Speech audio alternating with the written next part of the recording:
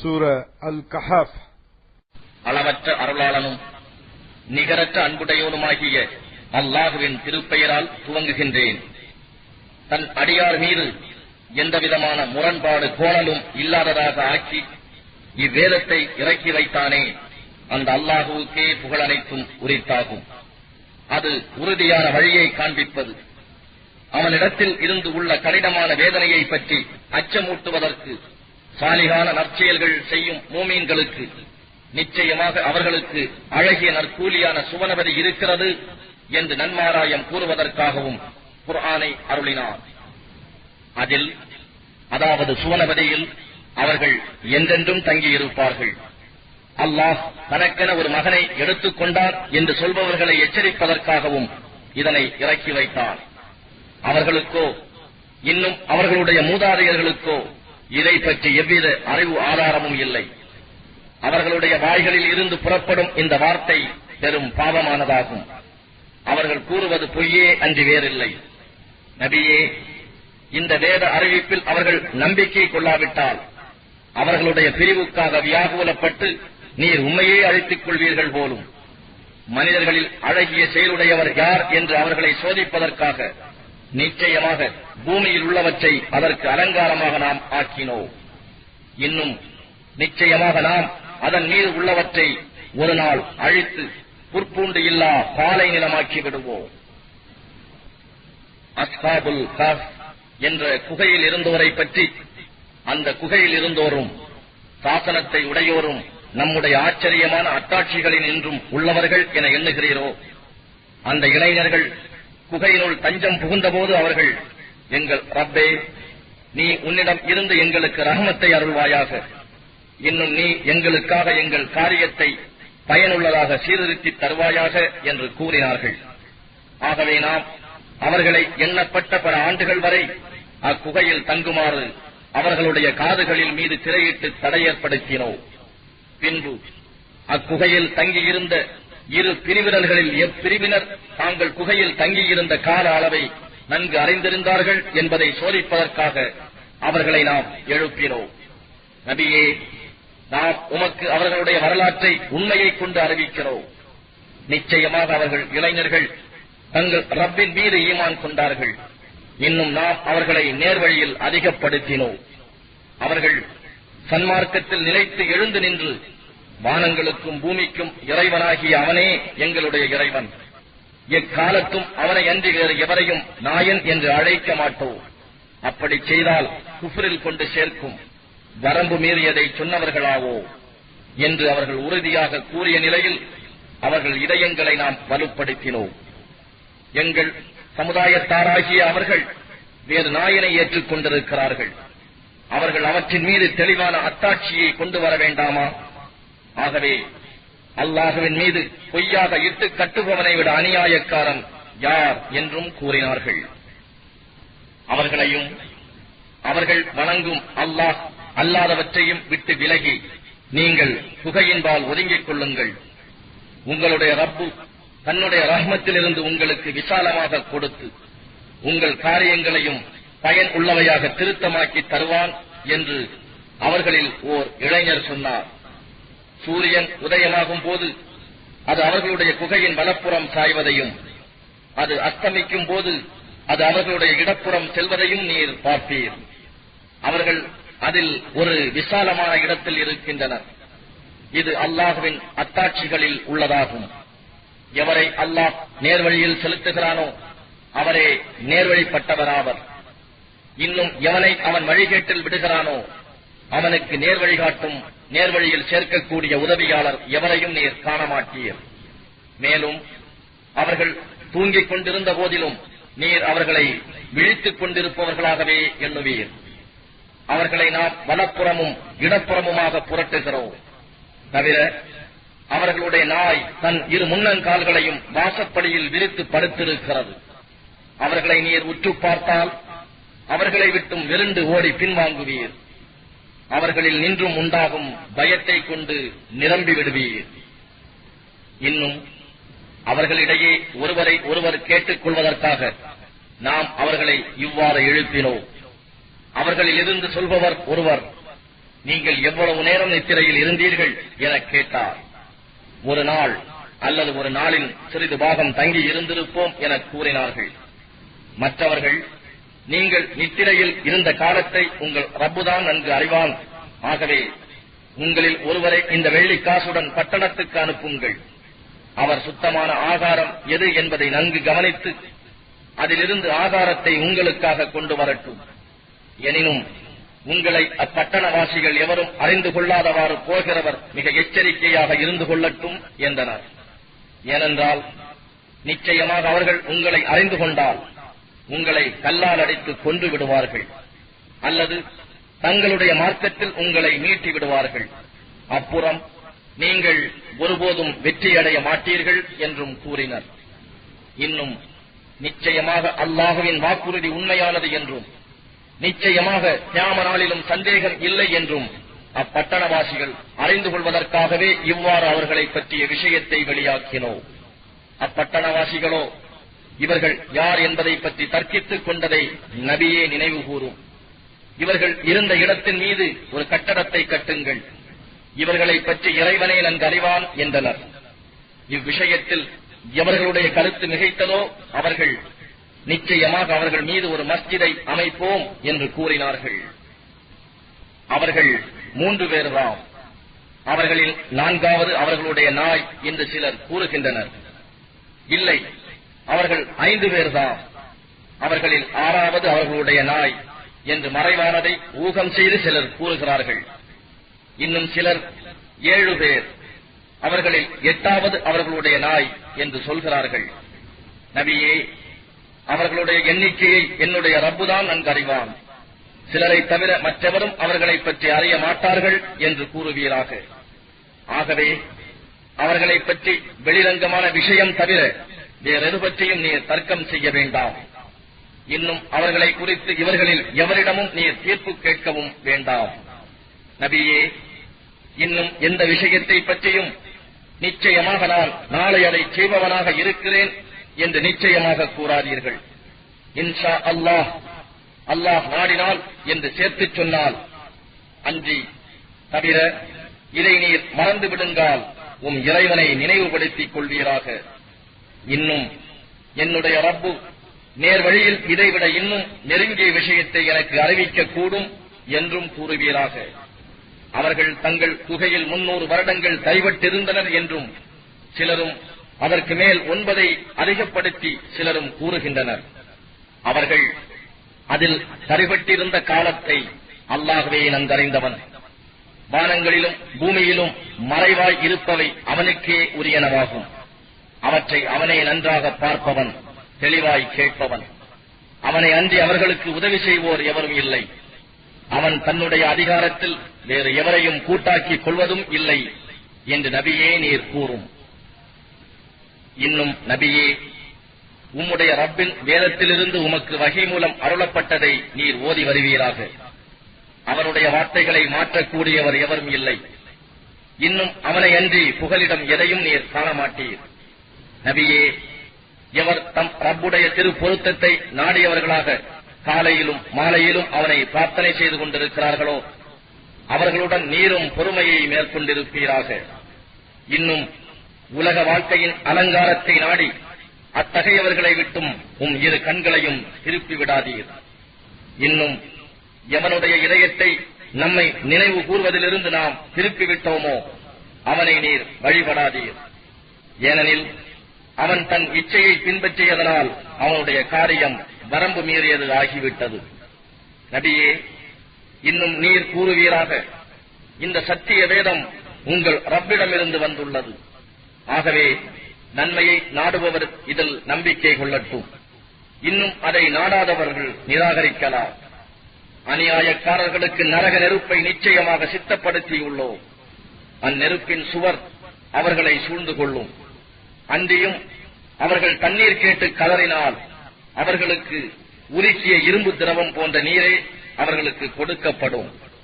அவர்களுடைய முகங்களை அது சுட்டு கருக்கிவிடும். மிக கேடான பானமாகும் அது.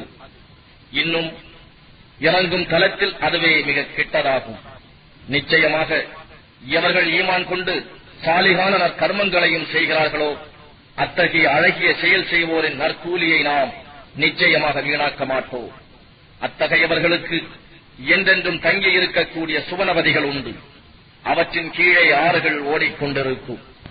அவர்களுக்கு அங்கு பொன்னாலாகிய கடகங்கள் அணிவிக்கப்பெறும். சுந்துஸ், இஸ்தபரக் போன்ற பச்சை நிற பூம்பட்டாடைகளை அவர்கள் அணிந்திருப்பார்கள். அங்குள்ள உயர்ந்த ஆசனங்களில் தலையணைகள் மீது சாய்ந்து மகிழ்ந்திருப்பார்கள். அவர்களுடைய நற்கூலி மிகவும் பாக்கியமிக்கதாயிற்று. அவர்கள் இளைப்பாறும் இடமும் மிக அழகியதாயிற்று. நபியே, இது மனிதர்களை அவர்களுக்கு உதாரணமாகவும் கூறுவீராக. இருவரில் ஒருவருக்கு நாம் திராட்சை தோட்டங்களில் 2 கொடுத்தோம். இன்னும் பேரீட்ட மரங்களை கொண்டு இரண்டையும் சூழப்பட்டவையாக்கினோம். இரண்டிற்கும் இடையில் தானிய வயல்களையும் அமைத்தோம். இரு தோட்டங்களும் அவற்றின் பலன்களை எப்பொருளையும் குறையாது கொடுத்துக் கொண்டிருந்தன. இரண்டுக்கும் நடுவே நாம் ஓர் ஆற்றையும் ஒலித்தோடச் செய்தோம். இன்னும் அவனுக்கு வேறு கனிகளும் இருந்தன. ஆகவே அவன் தன்னுடன் தர்க்கம் செய்து கொண்டிருந்த தன் தோழனிடம், நான் உன்னை விட பொருளால் அதிகம் உள்ளவன், ஆட்களிலும் நான் உன்னை மிகைத்தவன் என்று கூறினான். பெருமையினால் தன் ஆத்மாவுக்கு தீங்கிழைத்தவனாக தன் தோட்டத்திற்குள் நுழைந்தான். அவன், இந்த தோட்டம் எப்பொழுதாவது அழிந்துவிடும் என்று நான் எண்ணவில்லை என்றும் கூறிக்கொண்டான். நியாய தீர்ப்புக்குரிய வேளை ஏற்படும் என்றும் நான் எண்ணவில்லை. அப்படி ஏதும் நிகழ்ந்து நான் என் ரப்பிடம் மீண்டும் கொண்டு செல்லப்படுவேனாயின் நிச்சயமாக இங்கு இருப்பதை விட மேலான இடத்தையே நான் காண்பேன் என்றும் கூறினான். அவனுடைய தோழன் அவனுடன் இது பற்றி தர்க்கித்தவனாக, உன்னை மண்ணிலிருந்தும் பின் ஒரு துளி இந்திரியத்திலிருந்தும் படைத்து பின்பு உன்னை சரியான மனிதனாக ஆக்கினானே, அவனையா நீ நிராகரிக்கின்றாய் என்று அவனிடம் கேட்டார். ஆனால் நான் உறுதி சொல்கிறேன், அல்லாஹ் அவன்தான் இறைவனாவான். என் இறைவனுக்கு நான் யாரையும் இணை வைக்கவும் மாட்டேன். மேலும் நீ உன் தோட்டத்தில் நுழைந்தபோது அல்லாஹ் நாடியதே நடக்கும், அனைத்து சக்தியும் அல்லாஹுவுக்கே அன்று வேறில்லை என்று கூறியிருக்க வேண்டாமா? செல்வத்திலும் பிள்ளையிலும் நான் உன்னை விட குறைந்தவனாக இருப்பதாய் நீ கண்டபோதிலும் உன்னுடைய தோட்டத்தை விட மேலானதை என் ரப்பு எனக்கு தரவும், உன் தோட்டத்தின் மீது வானத்தில் இருந்தும் இடிகளை அனுப்பி அதை அதனால் மழுமட்டையான திடலாக ஆக்கிவிடவும் போதும். அல்லது அதன் நீர் முழுதும் உறிஞ்சப்பட்டதாகி அதை நீ தேடி கண்டுபிடிக்க முடியாதபடியும் ஆகிவிடலாம் என்று கூறினார். பின் அவனுடைய விளைபொருள் யாவும் அழிந்து அதற்காக தான் செலவு செய்ததை குறித்து காலையில் 2 கைகளை பிசைந்து கொண்டு அத்தோட்டம் அடியோடு சாய்ந்து விட்டதை பற்றி என் ரப்புக்கு எவரையும் நான் இணை வைக்காதிருந்திருக்க வேண்டாமா என்று கூறினான். மேலும் அல்லாஹ்வை அன்றி அவனுக்கு உதவி செய்யும் கூட்டத்தார் எவரும் அவனுக்கு இருக்கவில்லை. ஆகவே அவன் இவ்வுலகில் எவராலும் உதவி செய்யப்பட்டவனாக இல்லை. மறுமையிலும் உதவுவதற்கான நிலையான அதிகாரம் அல்லாஹ்விடமே இருக்கிறது. அவனே பிரதிபலன் அளிப்பதில் மேலானவனாகவும் முடிவு செய்வதிலும் மேலானவனாகவும் அவன் இருக்கின்றான். மேலும் இவ்வுலக வாழ்க்கைக்கு ஓர் உதாரணம் அவர்களுக்கு நபியே நீர் கூறுவீராக. அது நாம் வானத்திலிருந்து இறக்கி வைத்த நீரைப் போல் இருக்கிறது. பூமியில் உள்ள தாவரங்கள் அதனுடன் கலந்து செழித்தன. ஆனால் ஒரு காலையில் அவை காய்ந்து பதறாகி அவற்றை காற்று அடித்துக் கொண்டு போய்விடுகிறது. மேலும் எல்லா பொருளின் மீதும் அல்லாஹ் ஆற்றல் உடையவனாக இருக்கின்றான். செல்வமும் பிள்ளைகளும் இவ்வுலக வாழ்க்கையின் அலங்காரங்களே ஆகும். என்றும் நிலைத்து நிற்கக்கூடிய நற்கர்மங்களே உம்முடைய ரப்பிடத்தில் நன்மை பயனுடையவையாகவும் அவனிடத்தில் நம்பிக்கையுடன் ஆதரவு வைக்கத்தக்கவையாகவும் இருக்கின்றன. நபியே, ஒரு நாள் நாம் மலைகளை அவற்றின் இடங்களை விட்டு பெயர்த்து விடுவோம். அப்போது பூமியை நீர் வெட்ட வெளியாக காண்பீர். யாவரையும் ஒன்று சேர்ப்போம். அந்நாளில் நாம் ஒருவரையும் விட்டு வைக்க மாட்டோம். அவர்கள் யாவரும் உம்முடைய ரப்பின் சமூகத்தில் வரிசையாக கொண்டு வரப்படுவார்கள். நாம் உங்களை முதல் தடவை படைத்தவாறே திட்டமாக இப்பொழுதும் நீங்கள் நம்மிடம் வந்துவிட்டீர்கள். ஆனால் நாம் உங்களுக்காக வாக்களிக்கப்பட்ட இத்தகைய நாளை ஏற்படுத்த மாட்டோம் என்று நீங்கள் எண்ணிக்கொண்டிருந்தீர்கள் என்று சொல்லப்படும். இன்னும் பட்டோலையாகிய புத்தகம் அவர்கள் முன் வைக்கப்படும். அதில் உள்ளதை கண்டு குற்றவாளிகள் மிக்க அச்சத்துடன் இருப்பதை காண்பீர். மேலும் அவர்கள், எங்கள் கேடே, என்ன ஏடு இது, எங்களுடைய பாவங்கள் சிறியவையோ பெரியவையோ எதுவும் விடாது இதில் எழுதப்பட்டுள்ளதே என்று கூறுவார்கள். இன்னும் அவர்கள் செய்த யாவும் அவர்கள் முன் வைக்கப்படுவதை காண்பார்கள். ஆனால் உம்முடைய ரப்பு ஒருவருக்கும் அநியாயம் செய்ய மாட்டான். அன்றியும் ஆதமுக்கு சுஜூது செய்யுங்கள் என்று நாம் மலக்குகளிடத்தில் கூறியதை நபியே நினைவு கூறுவீராக. அப்போது இப்லீஸை தவிர அவர்கள் சுஜூது செய்தார்கள்.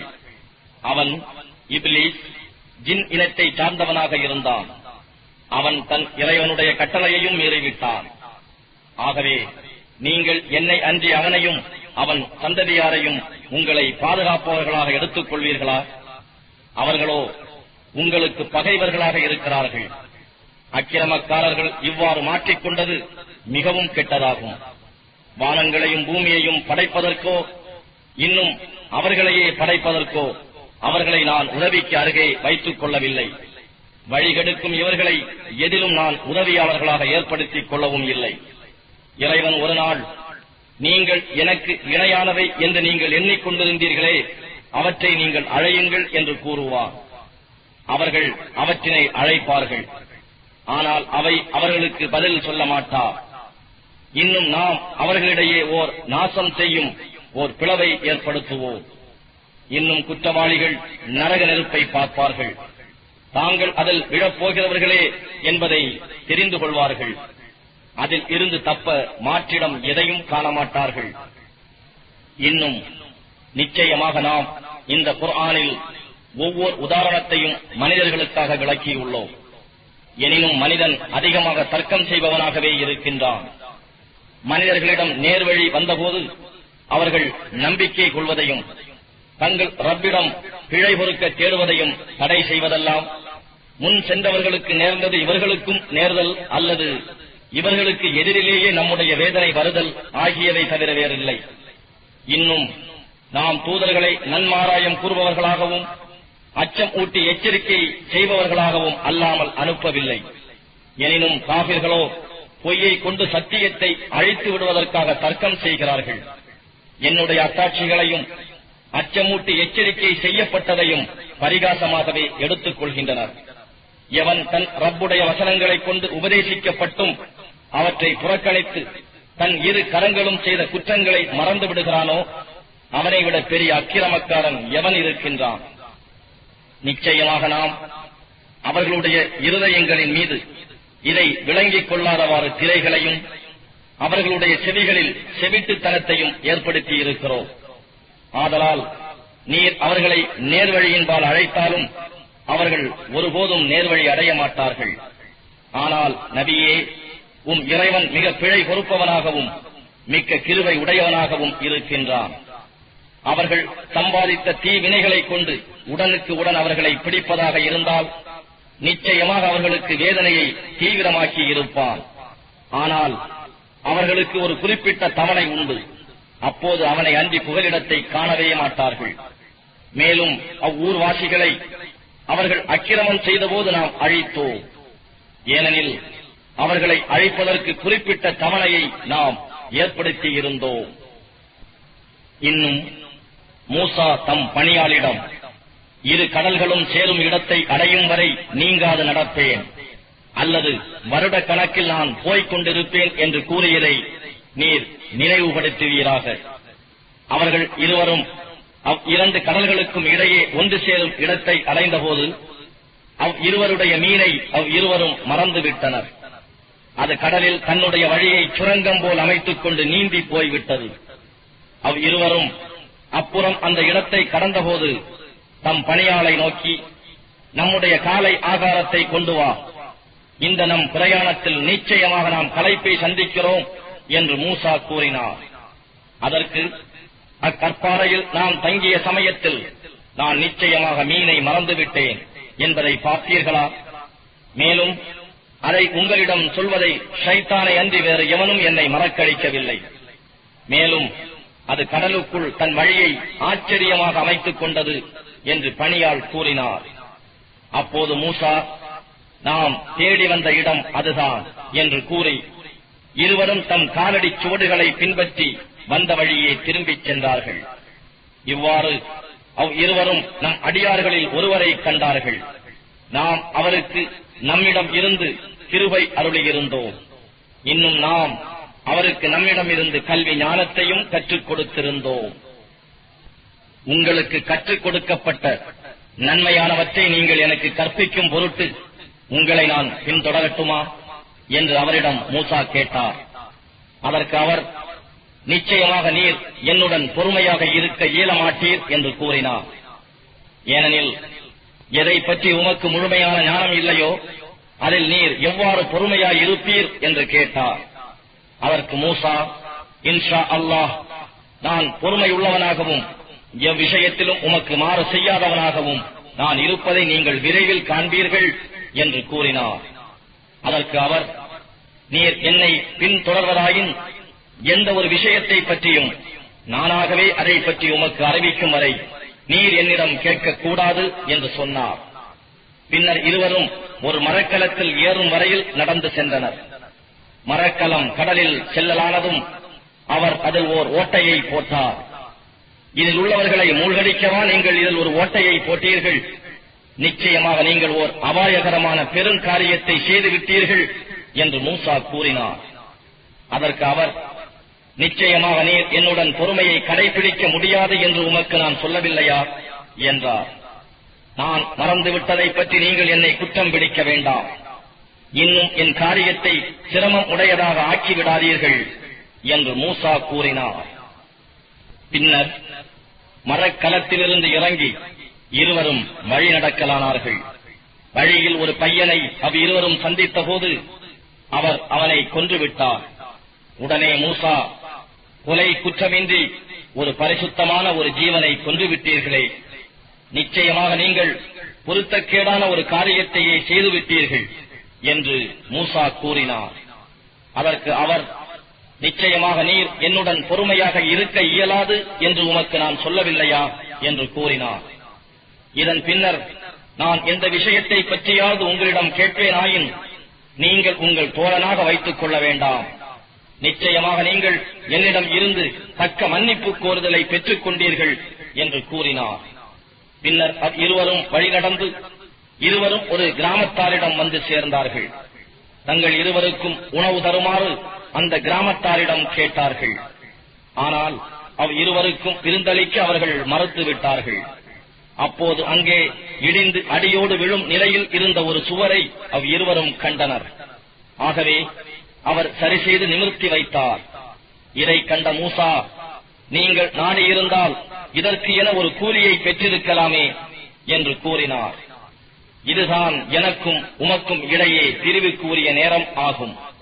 எதை பற்றி நீர் பொறுமையாக இருக்க முடியவில்லையோ அதன் விளக்கத்தையும் இப்பொழுதே உமக்கு திட்டமாக அறிவித்து விடுகிறேன் என்று அவர் கூறினார். அம்மரக்கலம் கடலில் வேலை செய்யும் ஏழைகள் சிலருக்கு சொந்தமானது. எனவே நான் அதை ஓட்டையிட்டு பழுதாக்க விரும்பினேன். ஏனெனில் அவர்களுக்கு பின்னால் கொடுங்கோலனான ஓர் அரசன் இருந்தான். அவன் பழுதில்லா மரக்கலங்களை எல்லாம் பலவந்தமாக எடுத்துக் கொள்கிறான். அடுத்து அந்த இளைஞனுடைய தாய் தந்தையர் இருவரும் மூமீன்களாக இருக்கிறார்கள். அவன் வாலிபனாகி இருவரையும் வழிகேட்டிலும் குஃப்ரிலும் சேர்த்து விடுவான் என்று நாம் பயந்தோம். இன்னும் இருவருக்கும் பரிசுத்தத்திலும் பெற்றோரிடம் அன்பு செலுத்துவதிலும் சிறந்திருக்கக்கூடிய ஒரு மகனை இருவருடைய ரப்பு கொலையுண்டவனுக்கு பதிலாக கொடுப்பதை நாம் விரும்பினோம். இனி நான் நிமிர்த்து வைத்த அந்த சுவர் அந்த பட்டினத்தில் உள்ள அனாதை சிறுவர் இருவருக்கு உரியது. அதன் அடியில் இருவருக்கும் சொந்தமான புதையல் உள்ளது. இருவருடைய தந்தை சாலிகான நல்ல மனிதராக இருந்தார். எனவே இருவரும் தக்க பிராயம் அடைந்து தம் இருவரின் புதையலையும் வெளிப்படுத்தி எடுத்துக் கொள்ள வேண்டும் என உம்முடைய ரப்பு நாடினான். இவையெல்லாம் ரப்புடைய ரஹ்மத்தில் நின்றும் உள்ளவை. என் வெறுப்பின்படி எந்த காரியத்தையும் செய்யவில்லை. எதை பற்றி நீர் பொறுமையாக இருக்க முடியவில்லையோ அதன் விளக்கம் இதுதான் என்று கூறினார். நபியே, அவர்கள் துல்கர்னைனை பற்றி உங்களிடம் வினவுகின்றனர். அவருடைய வரலாற்றில் சிறிது உங்களுக்கு நான் ஓதி காண்பிக்கிறேன் என்று நீர் கூறுவீராக. நிச்சயமாக நாம் அவருக்கு பூமியில் தம் ஆட்சியை நிறுவ வசதிகள் அளித்தோம். இன்னும் ஒவ்வொரு பொருளில் இருந்தும் தக்க பயனடையும் வழியையும் அவருக்கு காண்பித்துக் கொடுத்தோம். ஆகவே அவர் ஒரு வழியை பின்பற்றினார். சூரியன் மறையும் மேற்கு திசை வரை அவர் சென்று அடைந்தபோது அது ஒரு கருங்கடலில் மூழ்குவது போல் மறையக் கண்டார். இன்னும் அவர் அவ்விடத்தில் ஒரு சமூகத்தினரையும் கண்டார். துல்கர்னைனே, நீர் இவர்களை தண்டித்து வேதனை செய்யலாம் அல்லது அவர்களுக்கு அழகியதான நன்மை செய்யலாம் என்று நாம் கூறினோம். ஆகவே அம்மக்களிடம் அவர் கூறினார், எவன் ஒருவன் அநியாயம் செய்கிறானோ அவனை நாம் வேதனை செய்வோம். பின்னர் அத்தகையவன் தன் ரப்பிடத்தில் மீள்விக்கப்பட்டு இறைவனும் அவனை கடுமையான வேதனையை கொண்டு வேதனை செய்வான். ஆனால் எவன் ஈமான் கொண்டு சாலிகான நல்ல செயல்களை செய்கிறானோ அவனுக்கு அழகான நற்கூலி இருக்கிறது. இன்னும் நாம் சுலபமான வேலைகள் செய்வதையே நாம் அவனிடம் கூறுவோம். பின்னர் அவர் மற்றும் ஒரு வழியை பின்பற்றிச் சென்றார்.